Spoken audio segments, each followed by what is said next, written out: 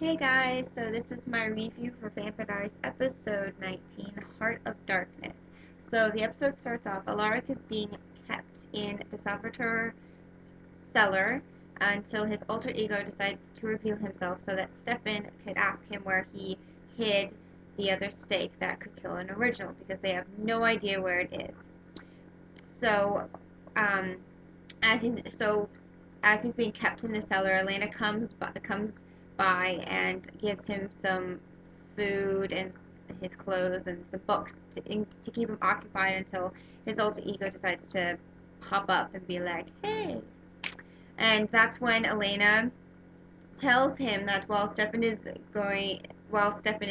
watching over him, waiting for his alter ego to pop up, her and Damon are going to go find Jeremy, who is in Arizona, because Klaus now knows where Jeremy is, and that is not a good thing that Klaus knows that. So in order to keep Jeremy safe, they're going to bring him back to Mystic Falls, and also they're going there to ask Jeremy to contact Rose so that they can find out who changed her into a vampire.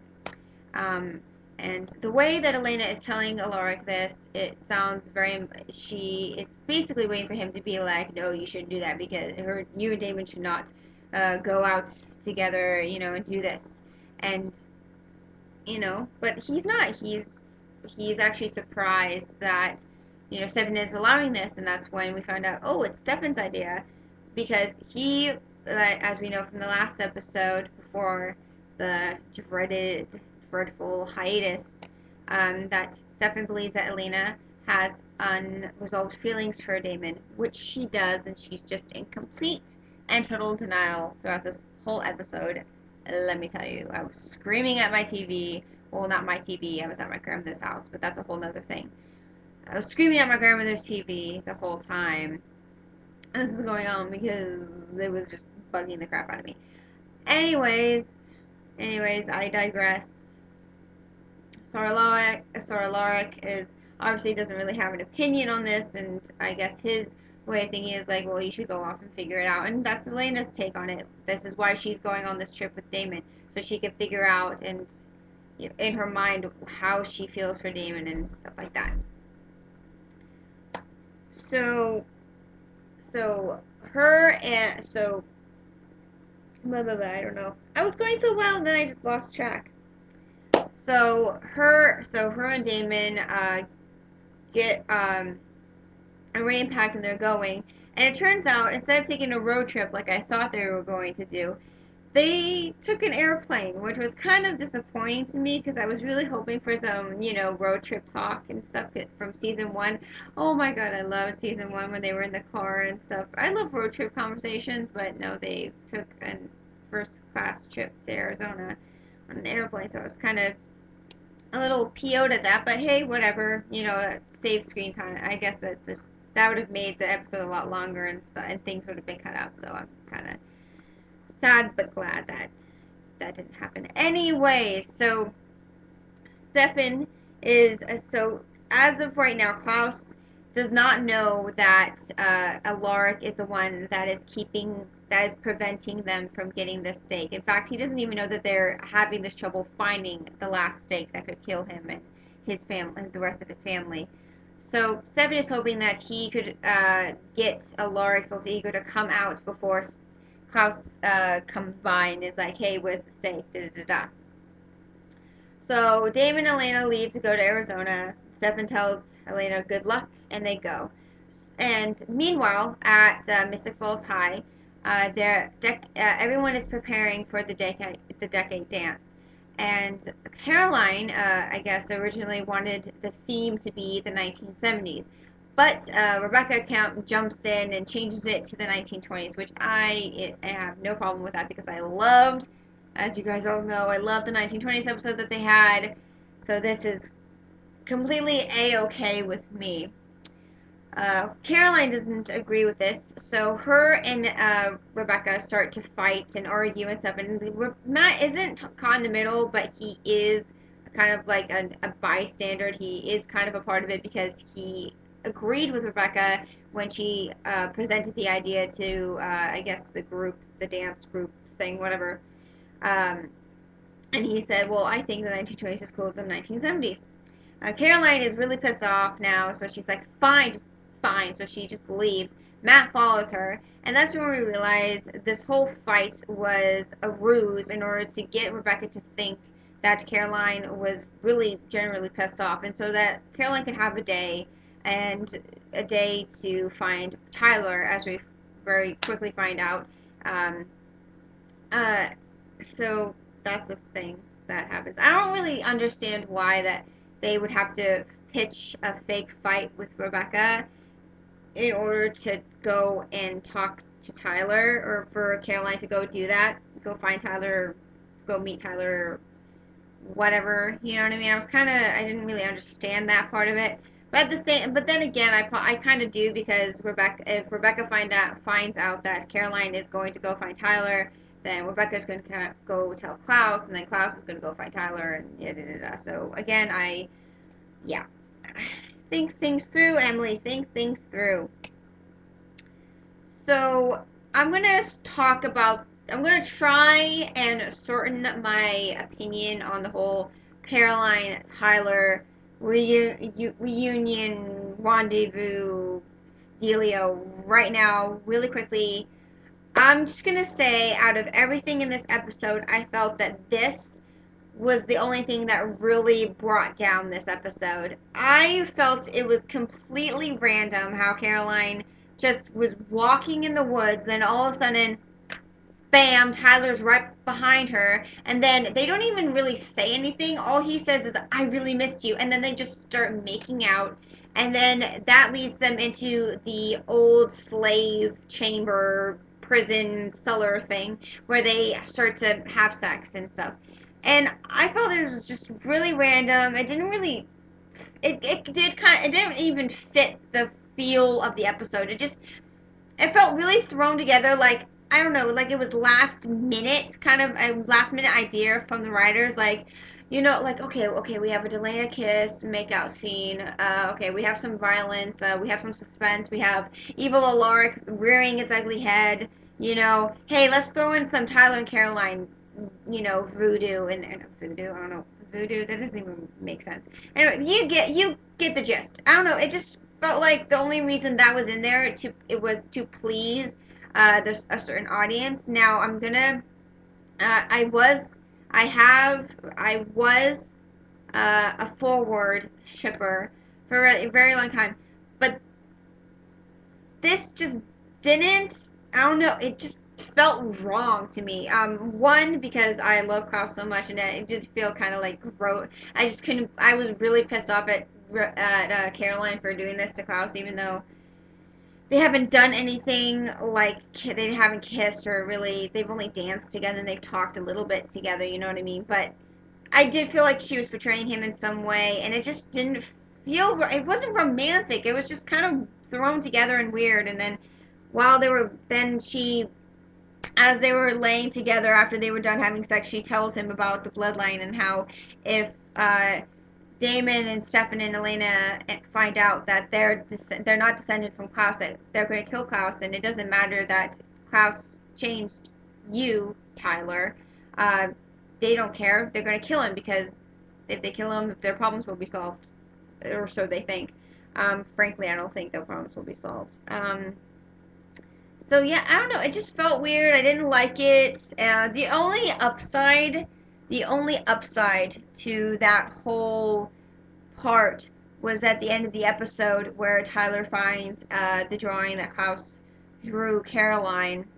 That was the only positive part, because that proves to me and to everyone watching that there is a reason why Caroline kept that drawing. Okay, she even calls Klaus charming. Okay, you don't call a guy charming, like a guy you don't like, a guy you think is creepy, a guy that you hate initially because he's done all these bad things.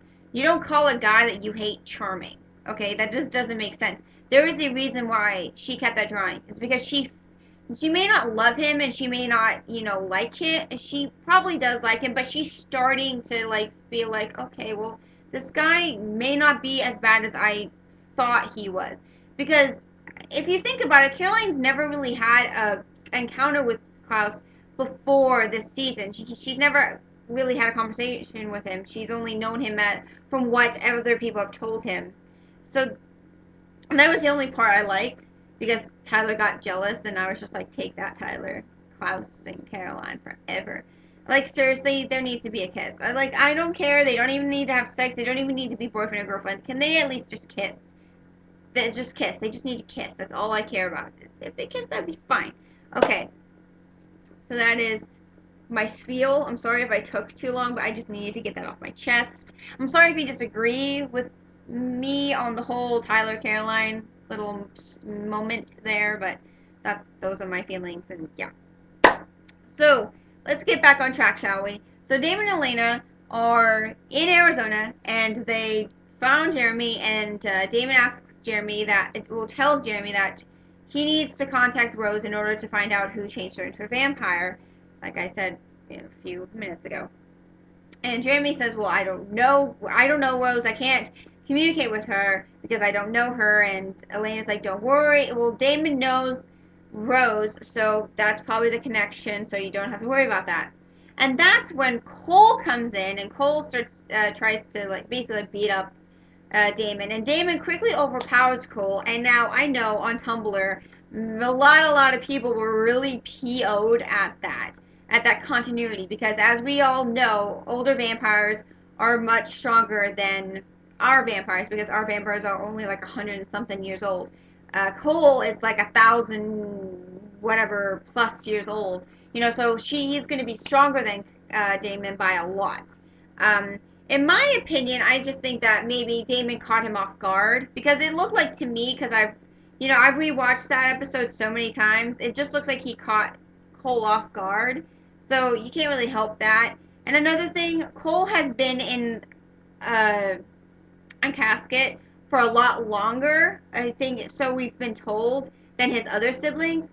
So in retrospect, he's probably a lot, I'm not saying weaker, but probably, no, that's what I'm saying, a little weaker, a little out of the loop maybe, even though it's been a while since he's been in that casket, a few episodes, but I'm just saying he's probably a little bit less agile than his siblings. That's just my opinion. So Damon quickly overpowers Cole. So he's like, okay, we gotta go before this guy wakes up. So they head off to a motel. And as they're going off to this motel, Esther shows up at Klaus's mansion and tells Rebekah that she is dying. Now, the only way that she's been able to survive for so long is because she is feeding off the Bennett family connection, which Jojo thing. But because Bonnie's mother was changed into a vampire, and that connection was broken, so her body is slowly weakening as the days go on. And Rebekah is just like, oh, okay, whatever. Are you expecting me to feel bad? Because I don't. Because Esther's been trying to kill her. She's been plotting to kill her whole entire family. So why should she feel any form of remorse for her mother who's suddenly dying? And right before Esther collapses, she says, I'm so sorry. And then she just collapses. And then Klaus walks in and he's like, what's going on? And Rebekah's like, she's dead, and that's it. And I was kind of, I don't know, the moment she died, I was kind of like, whoa, I honestly did not expect that to happen. I thought, whoa, it was weird. So Damon, Elena, and Jeremy are in this motel, and Jeremy asks Damon, okay, well, ask Damon to tell him a little bit about Rose, or her last day and stuff. And Damon says, well, she spent it in paradise, and when she died, she didn't fear it. And that's when Rose pops up, and let me tell you, I flipped my shit when she showed up. I was like, oh my god, my girl, I love Rose so much. Oh my god, I was so happy when she showed up. You have no idea. I absolutely love Rose. So I was like, oh my god, she's back. Yes, I'm so happy. I freaked out. I flipped my shit. I flipped my shit. So Rose So Rose, I just said Rose twice. I'm so great with talking. So Rose tells Damon and Elena that she was not changed by an original. She was changed by this vampire called Mary Porter, or as Damon called her, Scary Mary. Now I know on Tumblr, if you follow me on Tumblr, or if you're just on Tumblr in general, you I saw, I don't know if anyone else saw this, but I saw this person put some gifs in like a little photo set, and it was basically the Salvatore bloodline, or just this bloodline, and it went Caroline, Damon, Stefan, Catherine, Rose, and then Elijah. Basically, someone was making the assumption, like, wouldn't it be cool if that our vampires were descended from Elijah? Now, ever since I saw that gif, I was kind of like hoping that Rose was maybe descended from, changed from Elijah. Now, of course, obviously that didn't happen in this episode, but I'm still kind of holding out hope. Still holding out hope. So now Rose doesn't know too much about Mary, but she tells Damon and Elena that I will find out what I need to find out. So just hold on tight. I'll come back with more information when I got it. So during that time, Stefan is waiting for Alaric to just revert back to his alter ego, and Klaus pops in, and let me see, and Klaus pops in, and he's holding the other stick. He's like, okay, now I need the other one, and he's like, well, and Stefan says, well, I don't have it, and Klaus is like, so you mean he has it? I have to wait for him to pass out? And Klaus is like, well, okay, fine, I don't care, whatever. You know, I'll just let the stake go. He doesn't care if he has it or not. And Stefan's like, no, I do care because, and that's when he tells Klaus that when they killed Finn, every vampire that was created from his bloodline died. So, Stefan basically, Stefan doesn't want anyone else to die, and he doesn't want himself to die, in order, and I don't know what I'm talking about. Basically, Stefan doesn't want anyone to die just because the stake is missing. He doesn't want someone to grab the stake and be like, ergo, Alaric's murderous alter ego. Because he knows where it is and everyone else doesn't. And Klaus is like, oh, so the whole vampire race is resting on your shoulders. So that's when he doesn't get mad, but he's like, well, okay, whatever, I'll do it. I'm going to do it my way. So he breaks Alaric's neck, knocking him unconscious, obviously. And so it's the rating game again. So yeah. And then during that, and now I'm going to get to my favorite part of the entire episode. Oh my god. Oh my god. So Elena is laying in the bed at the motel, and she is completely eye-raping, taking off every inch of Damon Salvatore's clothing piece by piece, and she is wishing to God that she was that cup that he drank, that whiskey or wine or beer or whatever drink he was drinking. She wishes that she was that cup. So as she's totally eye-raping him and just like, fuck, he's hot, she gets caught, and it was a really delayed reaction. She's like, oh, and she quickly tries to go to sleep, but then she wakes up, she like opens her eyes, and then Damon kind of smirks, and he walks over and he lays in bed, and that's when Elena asks him, why didn't you tell me what you did for Rose? And Damon says that when people see good, they expect good. I don't want to live up to people's expectations. So basically, if he were to do something good and people see that, then people would expect him to be good. They wouldn't want him to be bad anymore. And he doesn't want that. He wants to be what he wants to be. He doesn't care what people think, basically. And you can see as he's saying this, and then afterwards, the confusion and the turmoil on Elena's face. I almost said Nina's face. You can just see it. She's just like, oh my god, you know. And oh my god, the hand thing, oh my god, that made my heart melt. And can I just say, um, Damon would have been completely satisfied if he were just to lay in that bed and just hold Elena's hand. He wouldn't have gone any further, you know, and that's what makes my heart melt because it's just like he just wanted to hold her hand and comfort her and everything. But Elena quickly releases her hand from his and storms out of the motel room. And of course, Damon follows, and oh my god, that kiss and the song. Oh my god, I want that song on my iPod so bad. Oh my god, you have no idea. Florence and the Machine. Oh my god, that. Oh my god, just. Oh my god, that was just the best. I just. Oh my god, it was like the most beautiful. You have no.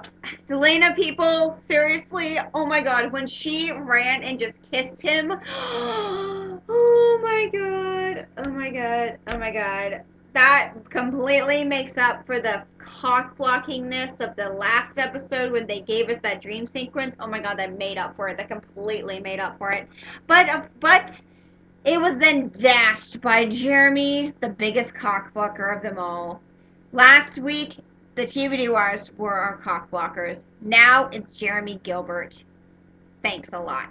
Thanks a lot. And the thing I love is that they were like, Elena was really moaning, and so was Damon. And then like, Elena realizes that Jeremy was there before Damon does, and Damon or Ian is still very much into it. He's like, and then he looks around and you can see like the, oh, Jeremy, what the hell, man? Like you could totally tell he's like, damn it, you know, like, God, you know.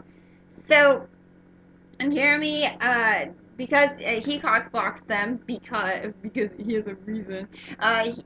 Rose came back and told them that she knows where Mary is, and she's living in Kansas, I believe. I'm sorry if I get that wrong. I think it's Kansas. It's Kansas, right? I'm sorry if it's wrong. So Jeremy, Damon, and Elena go off to Kansas to go find Mary and ask her some questions and stuff. During that time, Alaric wakes up and he is still himself. He's not his murderous alter ego, and that's when Alaric finally has enough, and he's like, you know what, Stefan, you're gonna have to kill me or beat me up. So Alaric basically says that hopefully my alter ego has some like wants to preserve himself. So he wants Stefan to beat him to a pulp, like basically beat the alter ego out of him and make awaken that alter ego. So he just keeps beating the crap out of him. So Damon and Elena, they arrive. Damon, Elena, and Jeremy arrive at the house. Elena wants Jeremy to stay outside. Jeremy's like, oh, why? So you guys can go make out more? And I'm like, shut up, dude. You know? So Damon and Elena go into the house, and that's when we realize that Mary is a vampire hoarder. Love that line so much. And they're walking through the house, and you know, Damon obviously knows who Mary is, Scary Mary, from you know, night, you know, from other, you know what I mean. And so as they're searching through the house, they finally find her, and she has been staked by none other than Cole. Now, obviously, the only reason why Cole's there is because Klaus told Cole what Damon and Elena are doing in Arizona to find out who they're descended from. And that's when they play the guessing game, or not even the guessing game, but basically Cole taunts at them that they will never know who they're descended from because now Mary is dead, and he's like, oh, maybe I did it, or maybe Rebekah. Then there was that Klaus period, and then the Elijah affair, and he called Mary the original an original groupie or something, and I'm like, can I please be that? Can I have a pin? Can I have a jacket? I would totally be an originals groupie. Where do I sign up? You know. And so let me just tell you my opinion. I am still very much, like I said, holding out hope that Elijah, they're descended from Elijah. But at the same time, I have a feeling it's Cole now because, one, he referred to himself first as the one who changed Mary, and two, I don't know, I just have this feeling that it is going to be Cole. because I just have a feeling that the TV wires would do that and scare me to bits because. And I don't want my three favorite originals to die. Rebekah, Klaus, and Elijah. I don't want them to die because I love them so much, and I have a feeling Cole is who they're descended from, and oh, why? I don't want them to die. I love Klaus and Elijah and Rebekah so much. I don't want them to die. I don't want a lot of people and characters on the show to die. I don't want anyone more to die. Any cool people to die. I just don't. I just don't. I can't help myself. Okay, I'm like very selfish. Okay. So Cole, who is still very pissed off that Damon was able to what's it called? Oh my god, what's the word? Defeat him earlier in the episode. So he just starts to beat him with a bat repeatedly. And at one point, Elena tries to leave, and Cole's like, well, Cole doesn't beat her up, but he basically pushes her into like a shelf table thing. And Damon immediately is like, don't touch her and stuff. And that's the one, oh my god, I love that part because Damon is being beaten to a complete pulp. He has a broken arm, broken leg, whatever, you name it. And the only thing he cares about is Elena's safety and to make sure she's okay. He could care less what happens to himself. As long as she's okay, he's okay. You know what I mean? And that just made my heart melt a little bit. So she's being beaten up and stuff like that. And as is Alaric as well. Like as this is going on, Alaric is also being beat into a pulp by Stefan. And finally, one blow, like really hard. It looked like it really hurt. Awakens the murderous alter ego in Alaric, and that's when Stefan's like, "Where'd you hide the stake?" And at first, the murderous he's just like, "I'm not gonna." He doesn't even answer the question. He doesn't even acknowledge. He does acknowledge Stefan, but he doesn't acknowledge anything he's saying. He's basically just talking out of his own will, talking about stuff and how bad vampires are and da da da. And finally, it's not until Stefan has him in a chokehold, like a headlock chokehold thing. I think that's what it's called. And that's when he finally says that he has hidden the stake in the caves where no vampire is allowed to get in. Which is very appropriate. I'm guessing very smart move, evil Alaric, very smart move. So Damon and Elena are in Scary Mary's house still, and Damon's putting his bones back together, which is seriously the creepiest part. Like, can I just say, like when he moves his arm and it like moves back into place, like, ugh, that scared me. So that's when as they're looking at each other, Damon's like, what is up? What is going on? What is up with this trip and you kissing me? And that's when Elena reveals that Stefan believes that she has unresolved feelings for him, and he's like, do you? And Elena's like, I don't know. And as we all know, I don't know initially means I love you so much, you have no idea. I think about you every second of every moment of every day. We all know that's what it means. I mean, I don't know equals I love you in Vampire Diaries speak, and then Elena goes on the spiel basically in denial. She's in complete denial, let me tell you. I was yelling at my grandmother's TV, like, you're in denial, bitch. Just say you love him. Seriously, this is not how I wanted this whole conversation to go. Stefan thinks I have unresolved feelings for you. Do you? Yes, I love you. And she was like, fall into his arms. Of course, it doesn't happen like that. So she throws it back into his face, saying that she's afraid because of how Damon reacts to things. That when things don't go Damon's way, he reacts in a really violent, negative way, and it's just the things he does to people and the way he figures things out and the way he just does things just scare her, and she doesn't like it. There are too many bumps in the road, if he's too unstable. She's just afraid of his unstable state and the way he does things. And Damon says, well, what if there are no bumps? What if I don't do that? What if I never mess up again? And that's when Elena realizes if he is willing to do that for her, then there will be absolutely no doubt in her mind that she would choose him, and they would be together and they would be fine. And that's what really just made me cry. I was like, oh my god, if he does that, then there's just Nothing else. There is nothing that she could say, you know, that no, I don't, nothing she can say or do. That would be it. That would be it, you know? And another thing that really broke my heart is when Damon's like, oh, so what? Were you hoping that on this trip that I would mess up and that would make the like, basically give you the decision or make you, you know, answer the question that you're having? And that is also true, and it just made me cry because I knew for a fact that if Damon were to have done something to Elena or some just anything like, you know, like he did in season 2 when he broke Jeremy's neck and that made her hate Damon for so many episodes.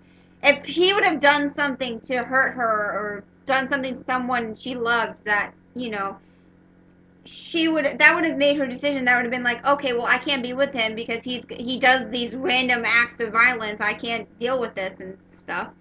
And you know, and it just broke my heart. But the one thing that I love about this episode is Damon said he basically, even though Elena didn't specifically say that I have feelings for you, she did kind of along those lines. Even though she said I don't know, it like I said, that means I love you in Vampire Diaries speak. He says that I'm not going to give you the answer. Okay, I'm not going to help you decide who you want to be with, me or my brother. I'm going to let you decide for this because this is your decision, not mine. If you know, if you want to be with Stefan, that's fine. If you want to be with me, hell, fuck yeah. You know what I mean? But he's not going to help her. This is her decision, not his. And that's what I absolutely loved about this is that Damon wasn't going to help her. This is her decision, no one else's. And the Rose thing. I have to quickly talk about Rose. Rose is a Delena shipper.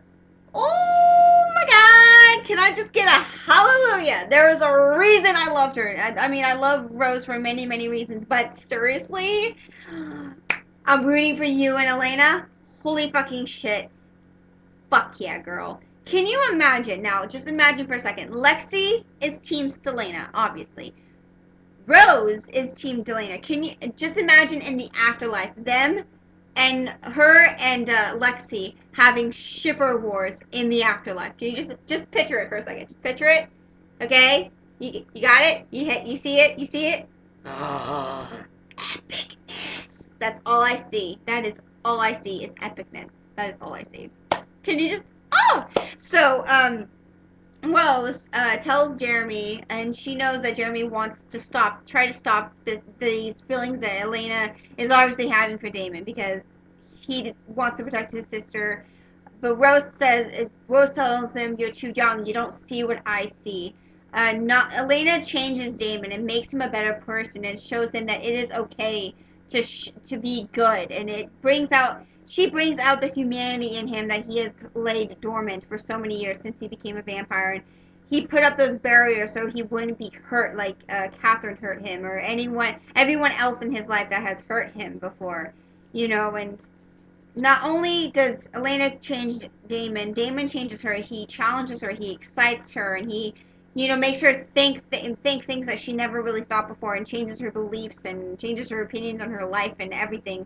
And Stefan's love for her is pure, and it's not changing. It'll always be good. Damon is either what is good for her or what is bad for her. Now, I know for a fact it's good for her because, sir, I'm not saying pure love is bad, not at all. I do think Damon has pure love, you know, and he has this the kind of love. His love is just devotion and passion and just really strong, and it's just undeniable, you know. And I found this thing on Tumblr. I'm gonna paraphrase it because I can't really remember what it said. I should have written it down, but I can't. This person, she compared Stefan to the harbor and Elena to a boat, and Damon is the ocean. Now, a boat belongs in a harbor. A harbor is what keeps a boat safe.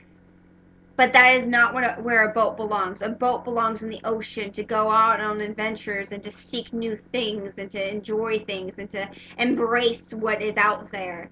And I absolutely love that comparison because, you know, Stefan is safe for Elena. She will always be safe with her. And here's to say Damon is not. Damon won't keep Elena safe because, as we know from this episode, Damon will do anything for her to keep her safe and sound and not hurt. But Damon also, you know, challenges her, like I said, and he takes her on adventures, and he will, he's exciting for her, and Damon is just very safe and very like, nah, you know what I mean? So hopefully that makes sense. I kind of paraphrased it a little bit, yeah. So yeah, I just love this episode so much. Okay, so quickly to wrap it up, Alaric told them where the stake is. So Rebekah volunteers herself to take Alaric to the cave to get the stake. And when they leave, Klaus basically tells Stefan, the reason I haven't killed you yet or staked you is because I'm waiting for my friend to come back.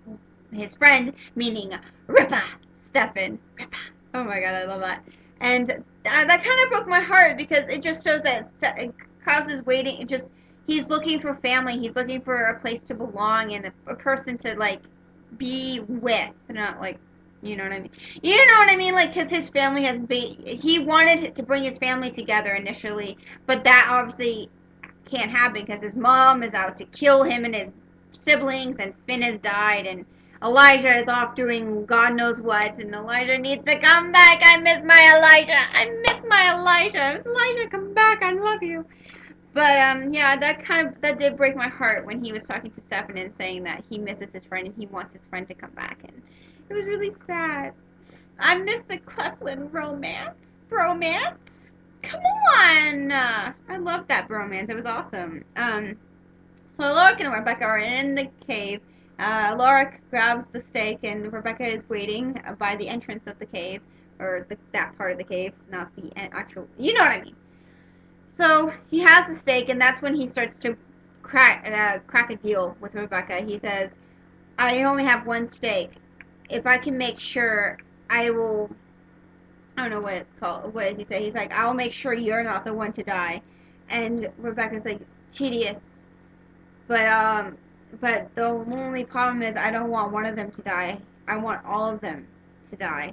And that's when she steps into the cave, and you're like, what the fuck is going on? And Larik's like, you're not Rebekah. And that's when you realize, holy shit, it's Esther. Esther took over Rebekah's body. Holy motherfucking shit. She possessed it. And that, my friends, is what made me just make me love Vampire Diaries more. This brought me back to like the episodes in season 2 and season 1. It just made me just love Vampire Diaries. I love the twist endings that make you go like, oh, what the fuck? Wait, huh?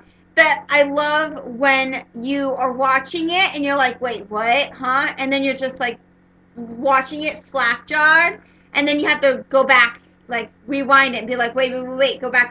I need to watch this again. This is so weird. Oh my god. So yeah. Oh my god. So this is definitely one of my new favorite episodes this season. Oh my god, so much has happened. Okay, so please tell me what you thought of this episode in the comments below. What do you think is going to happen next episode? Please look at the box drawer for links and the questions for the comments as always. And yeah, I'm sorry this video isn't edited, but I'll give you my reason. Again, look at the box drawer for the reason below. So I'll see you guys in my next video. Bye. Where is it?